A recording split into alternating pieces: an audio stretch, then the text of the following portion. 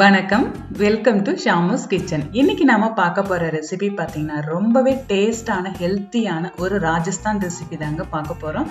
ரொம்ப ஈஸியா வீட்டில் இருக்க இன்கிரீடியன்ஸ் வச்சு செய்யலாம். வாங்க எப்படி செய்யலான்றத பார்க்கலாம். வீடியோவை ஸ்கிப் பண்ணாம பாருங்க. இது வரைக்கும் நீங்க ஷாமூஸ் கிச்சன் சப்ஸ்கிரைப் பண்ணலன்னா மறக்காம சப்ஸ்கிரைப் பண்ணிட்டு பக்கத்துல இருக்க பெல் ஐக்கானை கிளிக் பண்ணிடுங்க.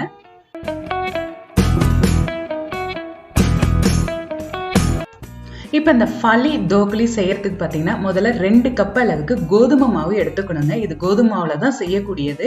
இந்த கப்பால் 2 கப் எடுத்துக்கோங்க. ஒரு 8 பேர் அளவுக்கு சாப்பிட்லாம். இது கூடவே ஒரு 2 டேபிள் ஸ்பூன் அளவுக்கு கடலை மாவு எடுத்துக்கலாம். ஒருவேளை கடலை மாவு உங்கள்கிட்ட இல்லைன்னா நீங்கள் அதை ஸ்கிப் பண்ணிக்கோங்க.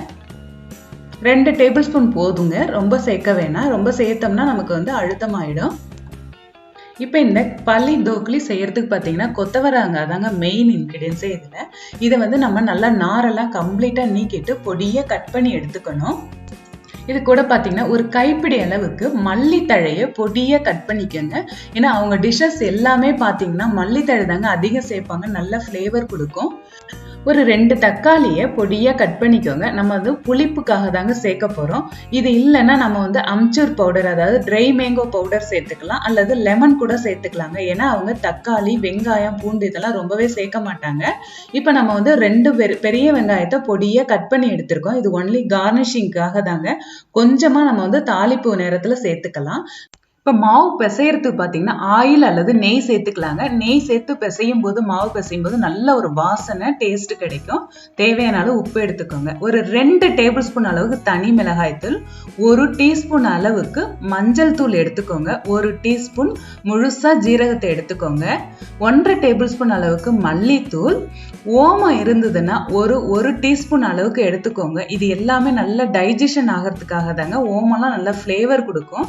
ஒரு 1/2 டீஸ்பூன் அளவுக்கு ஜீரக பவுடர் எடுத்துக்கோங்க. 1/4 டீஸ்பூன் பெருங்காயத்தூள் எடுத்துக்கோங்க. இப்ப தாளிப்புல நமக்கு கட்டி பெருங்காயம் நான் சேர்த்துக்கிறேங்க. இல்ல பவுடர் பெருங்காயம் இருந்தாலும் நீங்க அதையே கூட சேர்த்துக்கலாம். முதல்ல நம்ம மாவை மிக்ஸ் பண்ணிடலாம். இப்ப இது கூடவே எடுத்து வச்சிருக்க அந்த 2 டேபிள் ஸ்பூன்ல இருந்து ஒரு 2 டீஸ்பூன் அளவு மாவு பிசையறதுக்காக மிளகாய் தூள் சேர்த்துக்கிறோம். ஒரு 1/4 டீஸ்பூன் அளவுக்கு மஞ்சள் தூள் சேர்த்துக்கோங்க. இந்த ஓமத்தை நல்லா கைகளால உள்ளங்கையில வச்சு நல்லா தேய்ச்சிட்டு போட்டீங்கன்னா நல்ல ஃப்ளேவர் கிடைக்குங்க. அப்படியே சேர்க்காம தேய்ச்சிட்டு போடுங்க. இது கூடவே ஒரு 1/4 டீஸ்பூன் அளவுக்கு பெருங்காயத்தூள் சேர்த்துக்கோங்க. ஜீரக பவுடர் அதையும் சேர்த்துடுங்க. ஜீரகத்தை முழுசா சேர்க்கறதோட பவுடரை சேர்த்தா நல்ல ஃப்ளேவரு. தேவையான அளவு உப்பு சேர்த்து இதுக்கு கொஞ்சமா மல்லித்தழை சேர்த்துக்கோங்க. அதுக்கு தான் நல்லா பொடியா கட் பண்ணியிருக்கணும் மல்லித்தழை. இதையும் சேர்த்து முதல்ல மாவு மிக்ஸ் பண்ணிக்கோங்க.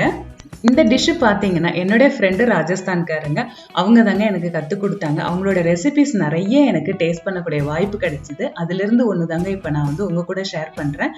இப்போ நல்லா மிக்ஸ் பண்ணதுக்கு அப்புறம் இது கூட பார்த்தீங்கன்னா ஒரு 3லேருந்து 4 டீஸ்பூன் அளவுக்கு நெய் சேர்த்தா போதுங்க. ரொம்ப நமக்கு நெய் தேவையில்லை. இந்த 4 டீஸ்பூன் நெய் சேர்க்கும் போது நல்லா ஒரு சாஃப்ட் ஃப்ளேவர், டேஸ்ட் எல்லாமே எடுத்து கொடுக்குங்க. இப்போ நெய் சேர்த்ததுக்கு அப்புறம் பார்த்தீங்கன்னா நல்ல ஒரு மிக்சிங் கொடுங்க. மிக்சிங் கொடுத்ததுக்கு அப்புறம் பிடிச்சி பார்த்தோம்னா அப்படியே கொழுக்கட்டை மாதிரி நிற்கணுங்க மாவு. அதாங்க பக்குவம். இப்போ தண்ணியை சேர்க்கும் போது தெளிச்சு பிசைஞ்சிக்குங்க. ரொம்ப ஒரே நேரத்தில் சேர்த்துடாதீங்க. நல்லா டைட்டாகவும் இருக்கக்கூடாது, ரொம்ப லூஸாகவும் இருக்கக்கூடாது. இப்போ இந்த அளவுக்கு நல்லா மாவு பிசைஞ்சாச்சு. இதை நல்லா ஒரு மூடி போட்டு மூடி வச்சிடலாம். ரொம்ப நேரம் ஊற தேவையில்லை. லேசாக அது மேலே ஆயில் இல்லைன்னா கீ தடவி மூடி வச்சிடுங்க. ஒரு 10 நிமிஷம் இருந்தால் போதும். இந்த கேப்பில் நம்ம தாளிச்சிட்டு வந்துடலாம். இப்போ பார்த்தீங்கன்னா நம்ம ஒரு குக்கரில் தாங்க செய்ய போகிறோம். குக்கரில் பார்த்தீங்கன்னா ஒரு 2 டேபிள் ஸ்பூன் அளவுக்கு நான் ஆயில் சேர்த்துருக்கேன். ஆயில் ஹீட் ஆகிடுச்சு. முதல்ல நம்ம கட் பண்ணி வச்சுருக்க இந்த கொத்தவரங்காவை சேர்த்துடலாம். கொத்தவரங்காவை வதக்கிட்டு சேர்த்தோம்னா நல்ல ஒரு ஃப்ளேவர் கிடைக்குங்க. எப்பயும் செய்கிற மாதிரி தான் பொரியல், சாம்பார், வறுவல் என்ன செஞ்சாலும் முதல்ல நம்ம அதை வதக்கி எடுத்துக்கிட்டு அதுக்கப்புறமா நம்ம செஞ்சோம்னா நல்ல டேஸ்ட் கொடுக்கும். இப்போ இந்த மாதிரி தனியாக வதக்கி எடுத்து வச்சுக்கோங்க. அதே எண்ணெயில இப்போ 1 டீஸ்பூன் அளவுக்கு கடுகு சேர்த்துக்கோங்க. கடுகு நல்லா பொரிஞ்சதுக்கு அப்புறம் நம்ம ஒரு சின்ன துண்டு அளவுக்கு பெருங்காயம் வச்சிருக்கோம், அதையும் சேர்த்துடலாம். உங்கள்கிட்ட பவுடர் தான் இருந்ததுன்னா அதை சேர்த்துக்கோங்க. இப்போ ஜீரகமும் சேர்த்து நல்லா பொரிஞ்சிடட்டும். பெருங்காயம் வறுபடணும் அப்படின்லாம் இல்லைங்க, நல்லா அது கரைஞ்சிடும். சின்னதா ஒரு கைப்பிடி அளவுக்கு வெங்காயம் சேர்த்துக்கோங்க. வெங்காயம் அவசியம் இல்லைங்க, நம்ம டேஸ்ட்டுக்காக தான் சேர்க்கிறோம். இது கூடவே ஒரு கொத்து கருவேப்பிலையும் சேர்த்துடுங்க. இதெல்லாம் ரொம்ப வதங்க தேவையில்லை, லைட்டா வதங்கினா போதும். இந்த அளவு வதங்கினது இப்ப கட் பண்ணி வச்சிருக்க தக்காளியும் சேர்த்துடலாம். இப்ப தக்காளி சேர்த்ததுக்கு அப்புறம் ரொம்ப வதங்கி சாந்து மாதிரி வரணும் அப்படின்லாம் கிடையாதுங்க. ஏன்னா குக்கர்ல நல்லா 4-5 விசில் விட போறோம், அதனால நல்லாவே கரைஞ்சிரும் வந்து. இப்ப மூடி வச்சு லேசா வதங்கி வரட்டும். இப்ப இந்த அளவுக்கு வதங்கிடுச்சு. இப்ப எடுத்து வச்சிருக்க கொத்தவரங்காய் அதையும் சேர்த்துடலாம். கொத்தவரங்காய் சேர்த்துட்டு நம்ம வந்து ட்ரையான இன்கிரீடியன்ஸ் எல்லாமே சேர்த்துடலாங்க. ஆல்ரெடி நம்ம வதக்கினதுக்கு தான் கொத்தவரங்காய். இப்ப இந்த மிளகாய் தூள் சேர்த்துக்கோங்க. மிளகாய் தூள் உங்களுடைய காரத்துக்கு தகுந்த மாதிரி சேர்த்துக்கோங்க. மஞ்சள் தூள், இது பாத்தீங்கன்னா நல்ல ஒரு அருமையான ஈவினிங் ஸ்நாக்ஸுங்க. மல்லித்தூள் சூப்பரா இருக்கும் அது. இப்போ எல்லாத்தையும் நல்லா மிக்ஸ் பண்ணி விட்டுக்கோங்க. நம்ம வந்து ஆயில் கம்மியா சேர்த்துருக்கிறதுனால உடனே இந்த ட்ரையான இன்கிரீடியன்ஸ் போட்டதும் வந்து கருகிடுங்க. லேசா தண்ணி தெளிச்சு விட்டீங்கன்னா கலர் மாறாம வரும். இப்போ இந்த மாதிரி நல்லா மிக்ஸ் பண்ணிட்டு தண்ணி நல்லா வந்து நான் சேர்த்துருக்கிறது பார்த்தீங்கன்னா 1லேருந்து 1.5 லிட்டர் அளவுக்கு சேர்த்துருக்கேங்க. இப்போ உங்களுக்கு தண்ணி எவ்வளோ தேவைப்படுதோ அந்த அளவுக்கு சேர்த்துக்கோங்க. நம்ம வந்து அந்த மாவை குட்டி குட்டி பூரியா தான் இதில் சேர்க்க போகிறோம். இது அவங்களுடைய ட்ரெடிஷ்னல் ரெசிபிங்க வந்து. இதுக்கு தேவையான அளவு உப்பு சேர்த்துடலாம். இப்போ இது கொதிச்சிட்டு இருக்க நேரத்துல நம்ம பிசைஞ்சு வச்சிருக்க மாவுல இருந்து குட்டி குட்டி பூரியா செஞ்சிடலாங்க. இந்த குட்டி குட்டி பூரிங்கிறது ரொம்ப ப்ரெஸ் பண்றதுலாம் தேவையில்லைங்க, நல்லா மொத்தமாவே இருக்கலாம். வந்து இந்த மாதிரி சின்ன சின்னதா முதல்ல உருண்டி எடுத்துக்கிட்டு அதுல வந்து ப்ரெஸ்ஸிங் ஒன்று கொடுங்க. கட்டை விரலால ஒரு ப்ரெஸ்ஸிங் கொடுத்தீங்கனாலே போதும், அவ்வளவுதாங்க. இது மாதிரி எல்லாத்தையுமே வந்து லேசா ஒரு ப்ரெஸ்ஸிங் கொடுத்து ஒரு திக்னஸ் இருக்கணுங்க வந்து, ஏன்னா கரைஞ்சிடாத அளவுக்கு ரொம்ப மெலிசா தேவையில்லை. இப்ப இந்த அளவுக்கு நல்லா எல்லாத்தையும் செஞ்சு ரெடியா எடுத்து வச்சுக்கோங்க. இது ரொம்ப வேலை கொடுக்காதுங்க, டக்கு டக்குன்னு வந்து செஞ்சு போட்டுடலாம். இப்ப தண்ணி கொதிச்சிருச்சு. இப்ப கொதிக்கிற தண்ணியில இப்ப சேர்த்துடலாம். ஒன்னொன்னும் சேர்த்துருங்க. நமக்கு வந்து திக்னிங் வந்து இது நல்லா வெந்து வரதுலேயே நல்லா திக்கான கிரேவியா கிடைச்சிருங்க. இந்த மாவு வந்து அதுக்கு தான் கொஞ்சம் மொத்தமா போடுறோம். கரையும் போது மீதி நமக்கு நல்லாவே திட்டமா கிடைக்குங்க. இப்ப என்னோட குக்கருக்கு பாத்தீங்கன்னா நான் 5 விசில் விட்டுருக்கேங்க.